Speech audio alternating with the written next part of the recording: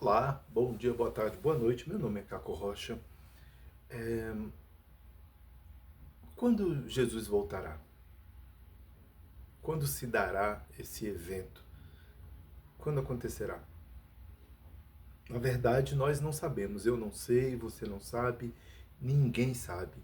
Nem aqueles que, porventura, fazem suas previsões aí e que não dão certo, né? E desde tempos inimagináveis que as pessoas ficam fazendo essas projeções e não dão certo, né? Então, eu queria ler aqui um verso, depois eu vou discorrer sobre aquilo que eu quero falar. Eu vou começar aqui no Mateus 24, eu vou começar a partir do 29, do verso 29, para não descontextualizar tanto, né? Embora eu acredite sempre que a gente deve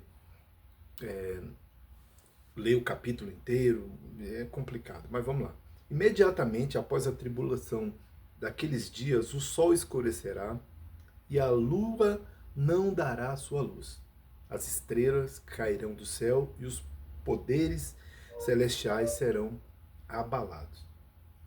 Então aparecerá no céu o sinal do Filho do Homem, e todas as nações da terra se lamentarão e verão o Filho do Homem vindo nas nuvens do céu com um poder e grande glória.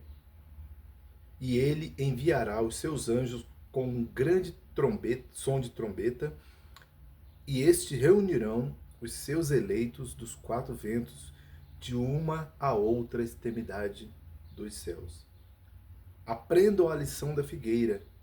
Quando seus ramos se renovam e suas folhas começam a brotar, vocês sabem que o verão está próximo. Assim também, quando virem todas essas coisas, saibam que ele está próximo às portas. Eu asseguro a vocês que não passará esta geração até que todas essas coisas aconteçam. Os céus e a terra passarão, mas minhas palavras jamais passarão. O dia é a hora do desconhecido. Quanto ao dia e a hora, ninguém sabe, nem os anjos do céu, nem o Filho, somente o Pai. Como foi nos dias de Noé, assim também será a vinda do Filho do Homem, pois nos dias anteriores ao dilúvio, o povo vivia comendo e bebendo, casando-se e dando-se em casamento, até o dia em que Noé entrou na arca. E eles nada perceberam, até que veio o dilúvio e os levou a todos. Assim acontecerá na vinda do Filho do Homem. Dois homens estarão no campo, um será levado e o outro deixado. Duas mulheres estarão trabalhando no moinho, uma será levada e a outra deixada. Portanto, vigiem, porque vocês não sabem em que dia virá o Senhor. Então, nós não sabemos em que dia virá o Senhor. Eu, particularmente, já gostaria que isso tivesse acontecido já. Só que, desde a época de Paulo, ou seja, bem próximo aos dias em que Jesus já tinha nos deixado aqui, que as pessoas já estavam aguardando uma segunda vinda. Né? Então, ou seja, desde aquela época, não é da agora. Então, eu acredito, né, particularmente acredito que Jesus já devia ter voltado para resolver algumas pendengas, principalmente pendengas relativas ao próprio cristianismo, que não foi ele que criou, né, que isso fique bem claro. Né, o cristianismo partiu a partir do momento em que os discípulos, em diversas partes, tanto é que nós temos vários cristianismos, né? Tem copta, tem egípcio, tem grego, tem sírio, tem russo, tem ortodoxo, tem várias coisas. Por quê? Porque cada uma dessas vertentes se solidificou com base nos que os apóstolos que foram para essas regiões foram criando, ou seja, cada apóstolo empregou, vamos dizer assim, o seu próprio ritmo, o seu próprio modo, o seu próprio jeito de ver as coisas. Assim como quando entra um gerente novo numa empresa, um CEO, alguma coisa, ele vai tentar um técnico de futebol, cada um vai impor o seu próprio ritmo, né, o seu próprio modo de pensar, de entender ou de ver as coisas. E os apóstolos fizeram basicamente isso. Então criou-se vertentes do cristianismo que também foi se solidificando com base em algumas pessoas que também contribuíram para isso, que até chegar no que nós já chegamos, que para mim nós estamos no pior estágio do cristianismo, no pior estágio de tudo que você puder imaginar, é onde nós estamos. E é disso que eu falo, por conta disso.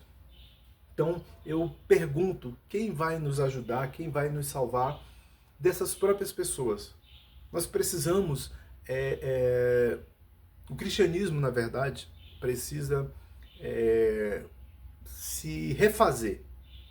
Para ele, o cristianismo se refazer, nós precisamos nos livrar de algumas pessoas. Por exemplo, quando eu digo precisamos nos livrar, é que essas pessoas não façam mais parte vamos dizer assim, do nosso entendimento, que essas pessoas deixem as pessoas em paz, que essas pessoas deixem as pessoas viverem sem o medo que eles empregam, né? Edir Macedo, Silas Malafaia, Agenor Duque, aquele Abílio Santana, isso estou falando desses brasileiros, Valdemiro Santiago, e tem muitos outros, que são pessoas extremamente perniciosas. Esse Valadão aí, tremendamente deletério para a saúde espiritual das pessoas. Esse tipo de gente, esse Cláudio Leite, são só alguns desses que eu estou dando exemplo aqui. Esse Benihim, que é um americano, esse Cerulo, esqueci o nome do cara aqui, não sei o que Cerulo, que é proibido de pregar nos Estados Unidos, mas o Silas Malafaia traz para cá, de tão pernicioso que o cara é. Além de outros, são muitos outros que são pessoas perniciosas, que têm atrapalhado a vida espiritual das pessoas, lamentavelmente. Então nós não precisamos dessas pessoas. O cristianismo, ele mergulhou num misticismo tosco, né, e perigoso, que fazem com que as pessoas tenham aí suas, vamos dizer assim, suas manifestações que não tem nada a ver com os escritos, não tem nada a ver com as orientações de Cristo. Então, o cristianismo mergulhou nisso, está mergulhado de cabeça no misticismo, numa adoração, numa idolatria. E eles não veem isso, não compreendem isso e não acreditam que isso esteja acontecendo, de tão cegos que estão. Estão cegos, tão cegos, assim, é terrível a cegueira. Eles se abraçaram a políticos, eles estão, talvez, eu acho que isso deve ser um preparo para o que eles poderiam fazer quando Cristo voltar. Novamente, políticos e religiosos se juntando, só que eles estão se juntando antes. Políticos e religiosos, entre aspas, tá? Porque essas pessoas nem são políticas e também não são religiosas. Né? É um grupo de pessoas altamente perniciosas, né? Que fazem um mal terrível para a sociedade, faz com que pessoas que antes eram boas cometam crimes em nome dessas pessoas, desses grupos, e as pessoas continuam, as pessoas estão ensandecidas, enraivecidas, as pessoas estão afloradas de sentimentos ruins que foram escavacados, assim, escavucados, sei lá, cavaram o máximo que podia ir até lá o fundo de tudo que você pode ter de ruim lá enterrado, e eles desenterraram para fazer com que as pessoas pudessem colocar esses sentimentos para fora. Eu acho que talvez o nosso lado mais animalesco esses caras conseguiram trazer, né, colocar, como diz a Bíblia, trazer para fora ali, né? Então os caras conseguiram fazer isso de uma forma, e eles continuam. Por quê? porque isso é importante, manter as pessoas. Manter as pessoas burras, é a palavra dura, mas é isso, manter as pessoas burras, sem pensar, sem raciocinar, sem refletir, porque quanto mais você pensa, quanto mais pensamento crítico você tiver, menos enredado você será. Então é por isso que as escolas, os caras querem que as escolas sejam lugares de repressão, onde o aluno não vai poder pensar, treinado para obedecer. Mas aí eu te pergunto, todos esses caras, se vocês prestaram atenção, infelizmente o pobre, ele tem todas as dificuldades do mundo. Tem a dificuldade de não ter o dinheiro e a dificuldade também de não ter uma boa educação. E é difícil, porque quando você tem pessoas desse jeito, o básico, ou seja, assim, o natural, é que seus filhos sigam o mesmo caminho. Vejam só, todos esses caras que querem escolas cívico-militares, por exemplo, eles têm um objetivo, que seu filho não vá para as universidades competir com o filho dele. Estão formando escravos modernos para obedecer aos seus filhos. Por quê? O governador do Distrito Federal, ele mora numa região, ele tem uma mansão que ele comprou de 25 bilhões de reais. Ele mora numa região de alto poder aquisitivo. Os filhos dele estudam em escolas que têm mensalidades de 8 mil para cima. A minha filha dá aula numa escola em que a mensalidade é 8 mil reais. Então, por aí você tira. Então, você tem,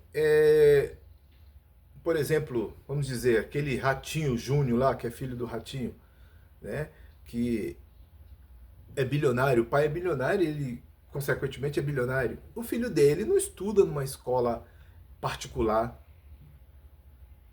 cívico-militar, ou escola, entendeu? Ele estuda numa escola onde ele vai ter pensamento crítico, onde vão ensinar, sei lá, Piaget, Roger, Maria Montessori e outros teóricos, né, da educação, e esses meninos vão ser embalados nesse processo. E já os nossos filhos que vão para a escola cívico-militar